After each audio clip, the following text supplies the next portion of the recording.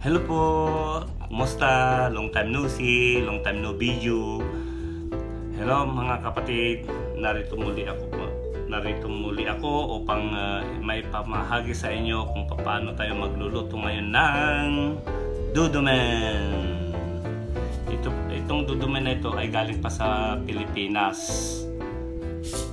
At kung gusto nyong malaman kung paano ako nagkaroon ng dudumen dito sa Canada, mag-message na lang po kayo dyan sa comment sa baba para sasagutin ko. Okay?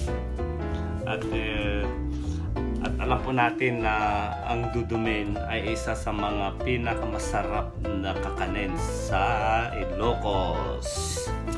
Okay, ito po ang aking mga ingredients. Dudumen, nyog, coconut milk. Dalawa, ito yung gagamitin kong pang saing po dito. Mayroon po tayong asukal, asin. Okay? Hi guys. Ito po yung dudumen na galing sa Pilipinas. Ito po ay lilinisin po natin para matanggal yung tarak niya. Okay?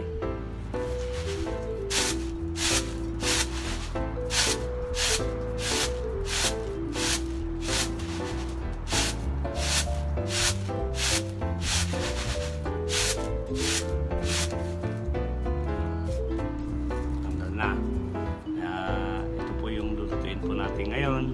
Okay po, nalinisan na po natin itong dudumen. Ready na po natin at susukatin para alam po natin kung ilang sukat ito, ano?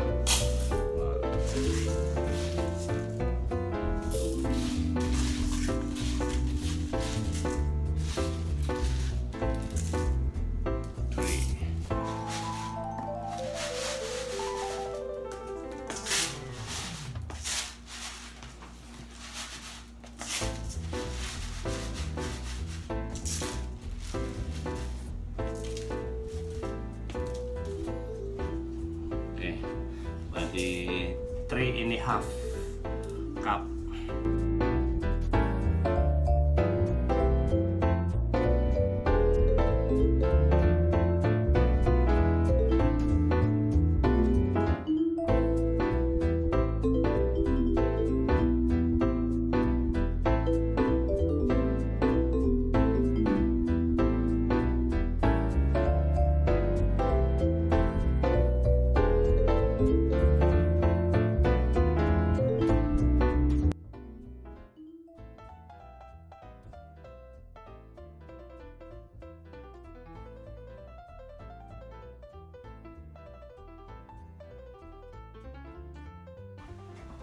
Tingnan po natin. Oh, yan. Luto na. Okay na yan. Okay, takpan po natin. At itong isa naman, kumukulo na. Pag nakita po natin na mayroon na yung langis-langis, pwede na natin ilagay ito dito. Okay. Tambay lang po. Ang pagluluto pala nito, parang kapareho lang yung paggawa ng biko. Iisa lang. Kasi bigas din ito, sinaing, tapos ganyan din.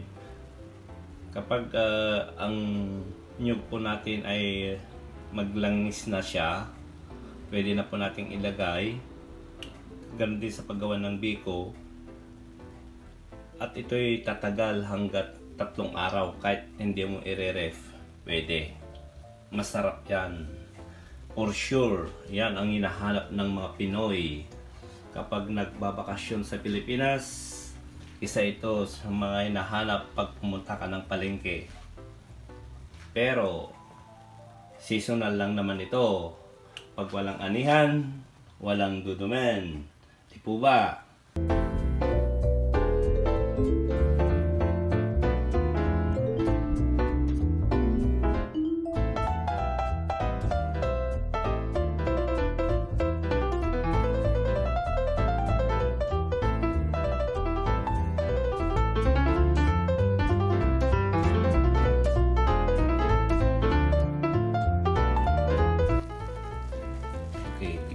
natin medyo may mga ano na nagko-oily, langis-langis na siya.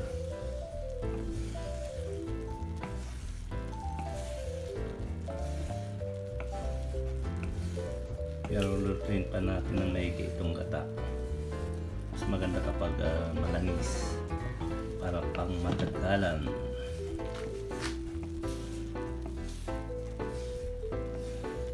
Ganito yung paggawa ng yung oil ng coconut sa mga OFW na nangangailangan ng langis.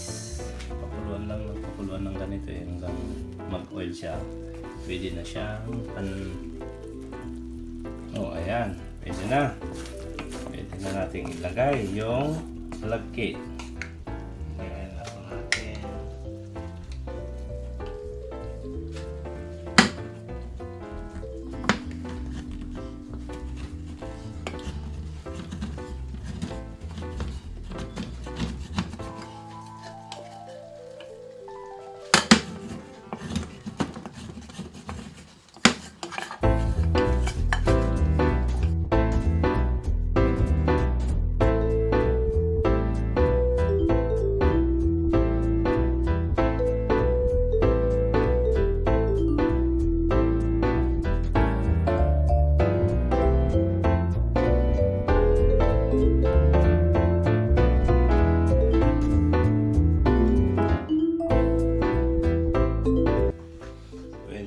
Ilagay yung asin.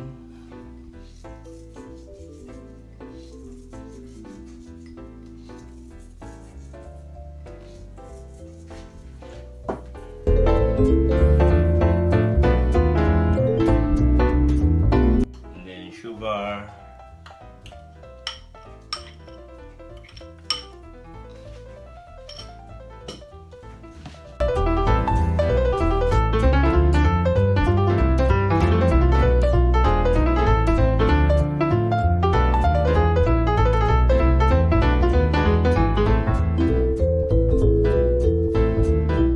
Lalagay po kasi ng asukal, depende po kung ano yung panlasa po ninyo, kung gusto niyo matamis, gusto niyo yung katamtaman, o kaya yung parang konti lang yung tamis, is okay. Kaya para sa akin, ayaw ko yung masyadong matamis, kaya tama na po yung nilagay ko. Nasa iyo rin yung control ng asukal. Tingnan niyo siya, ang ganda na. May langis-langis na siya. Alam nyo, mas masarap pa ito kapag medyo malamig. Tapos, ano po ang katapat nito? Kape-kape! Kita nyo po, ang kintab-kintab na Kasi makintab siya dahil sa langis. Langis ng niyog. Saka sarap. Malakit.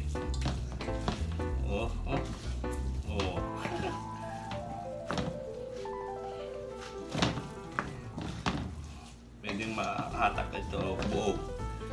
Pag ganito, okay na siya, ready na po siya. Mahatak na lahat Sarap. Pag malamig ang panahon, kakanin ang kailangan. Okay, ready na po.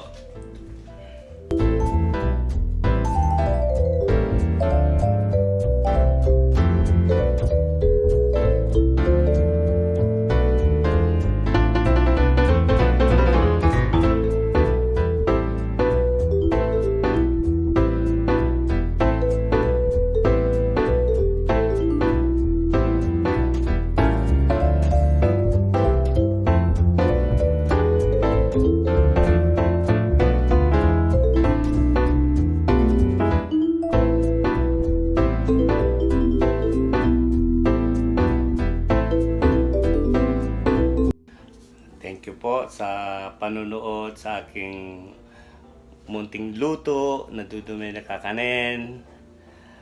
Shout out po tayo kay Ronald dyan sa Toronto, dyan din sa Tarlac si Aljan, si Giovanni sa Montreal. Thank you and God bless you po.